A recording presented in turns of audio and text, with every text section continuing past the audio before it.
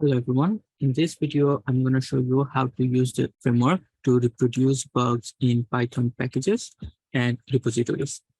This is the GitHub page of the framework. I'm going to jump right into the usage section.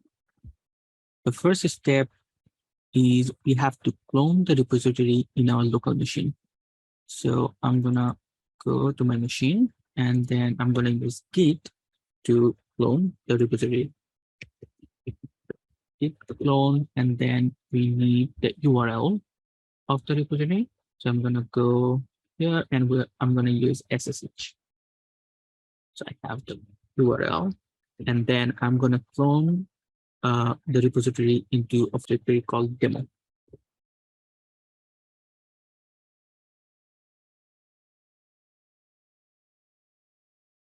Now we have the repository. Now let's go back to the usage steps.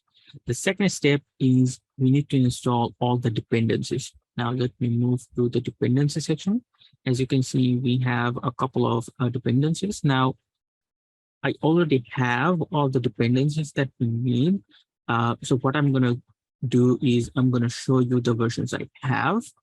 The reason behind showing you the version is that you'll probably be watching this video 1 or 2 years later, and the latest version of this dependencies may not work for the framework. In that case, at least you know which version works, and you can figure out the version that you need.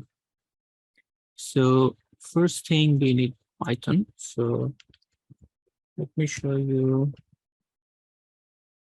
the version I have. So right now I have 3.10.10, and with requirements, we need 2.7 or newer. Then I also have YAML.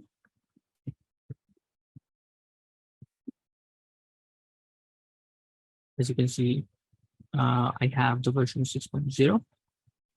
Then we need Conda.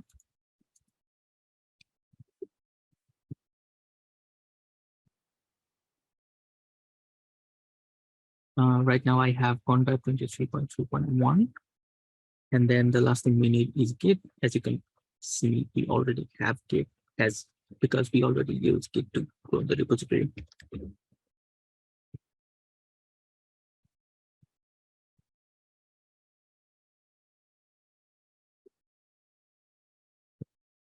So now we make sure we have all the dependencies. Now let me go back to usage.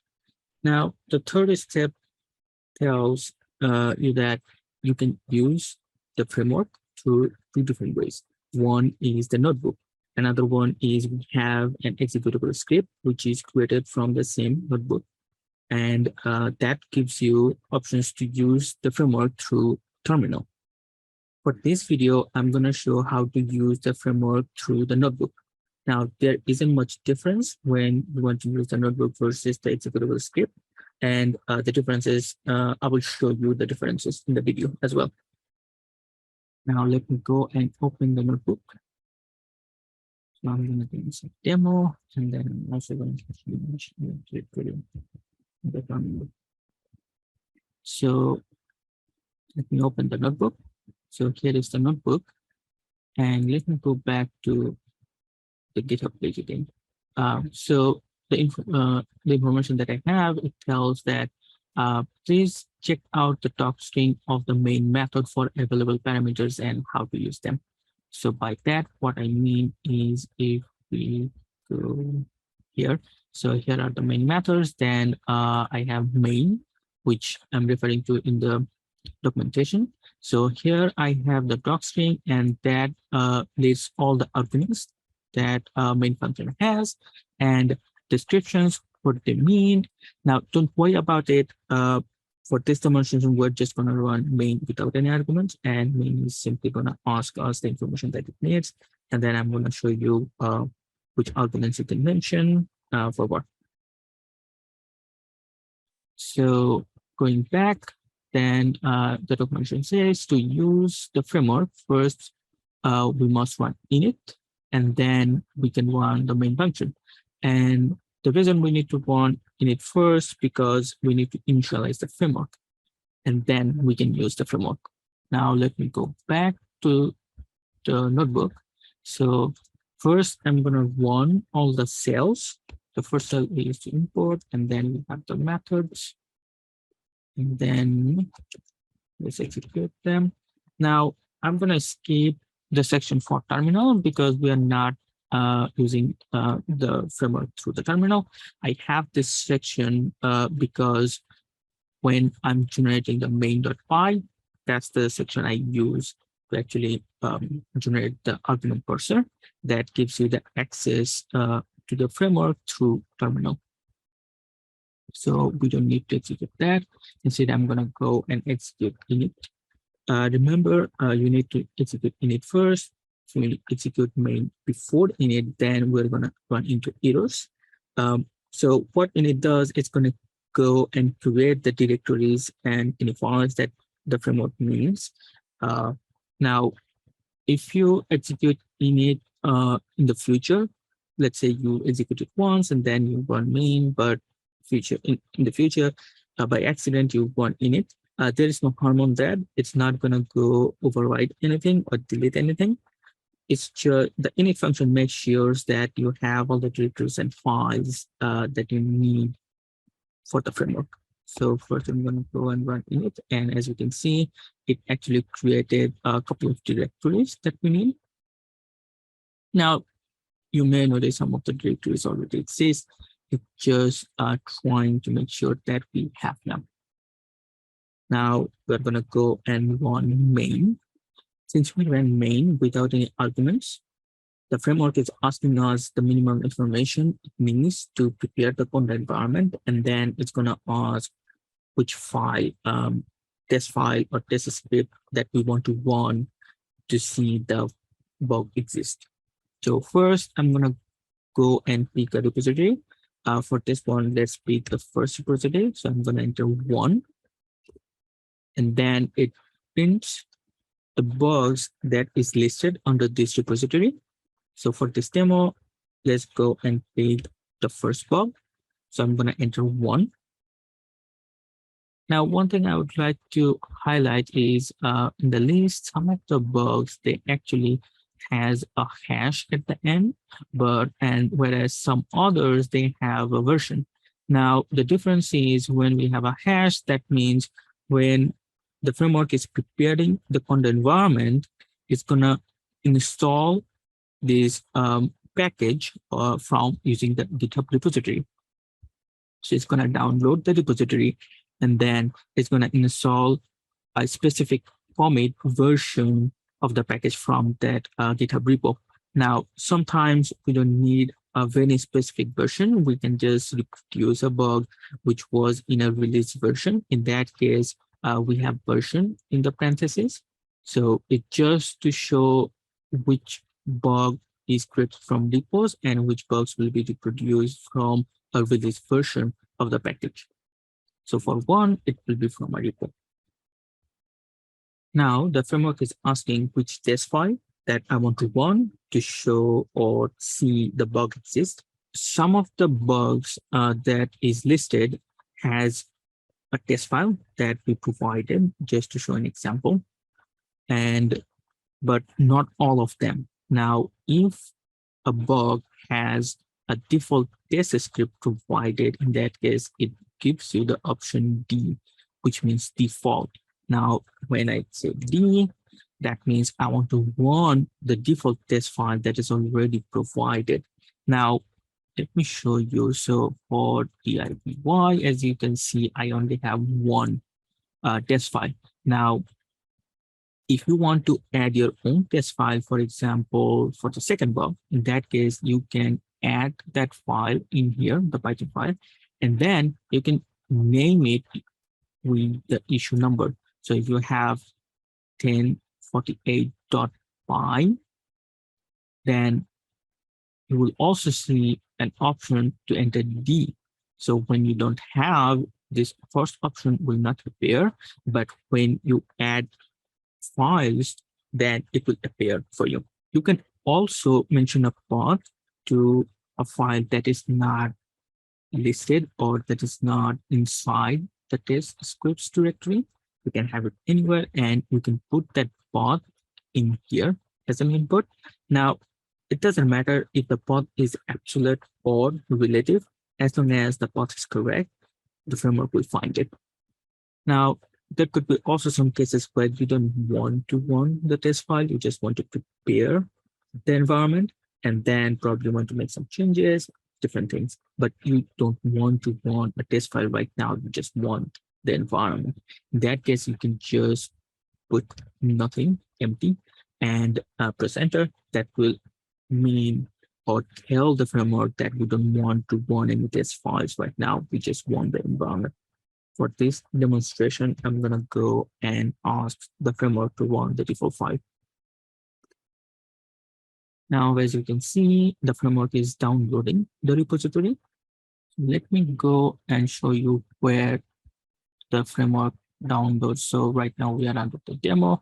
Then we have a directory called repos. Then we see a directory that is named after the repository package we just selected. Now inside there is the repo. And one important thing is do not change anything in this repo. Because if you have uncommitted changes, in that case, the git command won't work when the framework is trying to use Git to actually check out a commit that it needs to install the package for some bug. So do not make any changes in here. And otherwise the framework may not work as expected. Now let me go back to demo. So the framework downloaded the repo and then preparing the repo, which means it's checking out the commit that it needs to install the specific version that where the bug exists, and then now it's creating the Conda environment.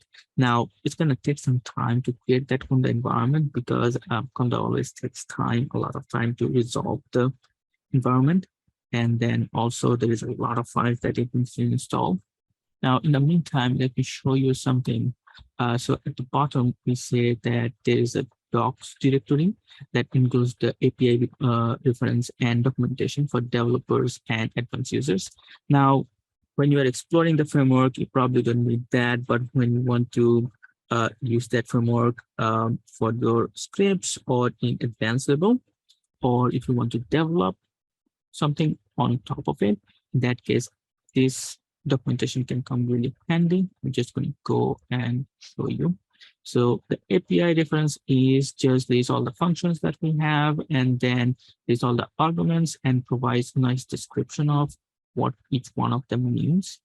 And yeah, now let me go back and open the developer's README file. So here, first thing I covered is the file structure, how all the files are structured, which directories we have, and we are using what directory for what. So yeah, it's all listed here. I'm not going to go over that right now. So the next thing is index structure. Now it could be very important if you want to add more bugs or add repositories. In that case, that's the file that first you need to work on. So the index.json file, what it does, it actually is the index of all the repositories and bugs, and it connects the framework with all other files. So here I explained how you can add new repository and then new bugs and what you need to follow. For example, here I say that the issue number, when you are adding a new bug, you need to mention the title. Now the title should include the issue number that must start with a #, and that should be at the end of the title. The reason is that the framework parses this issue number and then uses this issue number to locate the test file, test Python file. Then I have on the environment configuration file section where I explain how you can, when you are adding new bugs, how you should define the YAML environment files, where you need to mention which Python you want to use to create the Conda environment. Now, each Conda environment should have pick, because even if you're not mentioning or defining any dependence under pip, you must have pip, and I mentioned why. And then I also mentioned if you should be using conda or pip to install the dependencies, and yeah, our recommendation. And then what is install underscore repo means. Then I have a section explanation field which actually explains everything that is in here. At the end, I have Python test script. So this one is about the test files, and I already mentioned some of it. One thing that I would like to mention is when you're adding test files, sometimes you may need to install dependencies that you are using. For example, you're trying to reproduce bugs in a package that actually doesn't use pandas.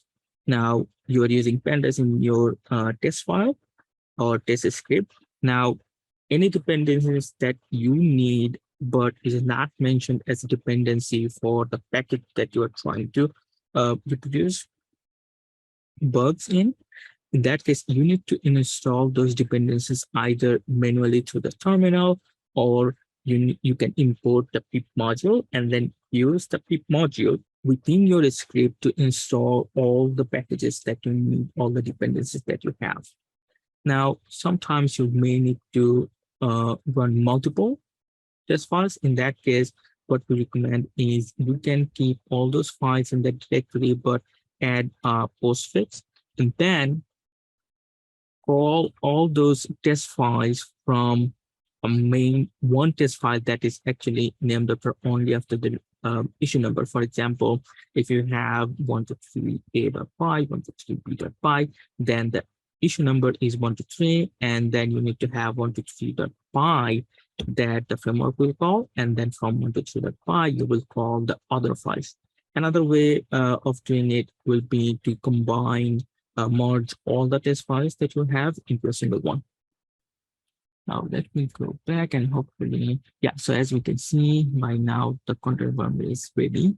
The framework created the environment, and right now it's the framework is installing the DIPY package from the repository in the created environment. Now, if you're wondering why we should be installing the dependencies for the test files through the test file or within the test file, and why not mention them or define them in the YML file when we're creating the environments. The reason, let me show you one thing. So if I go into Conda and then config where I have all the YML files for creating the environments. Now let me go inside the DIPY. As you can see, I don't have as many YML files as many bugs I have. So I have 13 bugs, but here I have 1, 2, 3, 4, 5, 6, 7, 8 YML files. And the reason is that some of the bugs uses the same version. For example, 4 and 5, they use the same release version. So the same release version includes 2 bugs in this case, and then 7 and 8. If we mention the dependencies for our test files, then we don't know exactly which dependency we will need, and it may change from one test file to another. And then we will need one YML for each bug. Now, if we probably could have thousands of bugs, but you may only need 5 or 6 specific versions of the package. In that case, we don't want to create that many files, and to keep it manageable and easily manageable, we create the YML files based on the versions that we need. This way, it keeps the framework simple. Now, as we can see, the framework installed the DIPY, and then it ran the default Python script. Now, to understand the output of the test file, let me go back to the repository, and then we chose DIPY, and then we chose the issue 909. So let me open that. And as we can see, the author who created this issue provided a code. And this code actually produces or returns this result, whereas this is expected. So if you look into the first line, the test file tells us what the framework returned and what was expected. So we can see there is a discrepancy. The second one is for this part of code, there is a value error that calls back access argument to swap accesses. As we can see, we get the same error, and that's another bug that exists. So as we can see, the framework asked us which repository we want to choose, and then the bug that we want to reproduce, and then it used those information to prepare the container environment and then install the package specific version that we need to reproduce the bug in that environment, in the container environment, and then run the default script that we asked it to execute. Now, if you do not want to provide the inputs interactively, we can use the parameters. Now let me go and show you the parameters that we have. So we have the repo parameter, where we can mention which repo we want to select, and then bug number for which bug we want to reduce, and then we can mention test file that we want to run.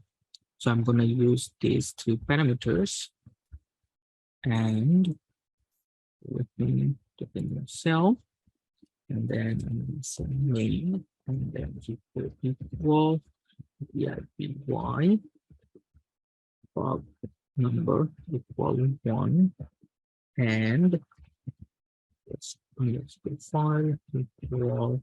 I'm just going to ask if you want the default script as we did. Now, this time, as you can see, the framework didn't go and prepare the environment. It just ran the test file. The reason is that the framework already knows that on the environment that we need to run or to produce this bug, we already have it. So the framework is just going to go and use the container environment that we already have. Now, if we reproduce the bug too, then the framework is going to go and override the existing environment, and it's going to prepare a new environment for bug 2. So if we want to reproduce bug 1 again after that, then we again need to wait until the environment is created and ready. Now, if you do not want to wait, because you probably be working with multiple repositories, multiple bugs, and you want to jump in between, and we don't want to wait every time we need the environment and recreate the same environment again. In that case, what we have another parameter called persistent environment, and we can use that. It help. So I'm going to copy, and then I'm going to say persistent environment equal to. Now, what this gonna do is the framework is gonna go and create that environment in a different dedicated directory. So let me show where the container environments are. Now, if we go, so env, that's where all the environments will be. So the common directory, that's where the container will create the environment and override it when we want to create an environment with the different configurations. Now, when we say persistent, it's not going to use the common directory. It's going to create a new directory that will be named after the repository, the package, and the version. That way, we're going to have that environment ready once we create, and we can use that environment anytime we want. Now, sometimes repositories can have a lot of files and can take a lot of space. Now, depending on which one you prefer, you can choose between persistent and non-persistent, or you can choose for each block.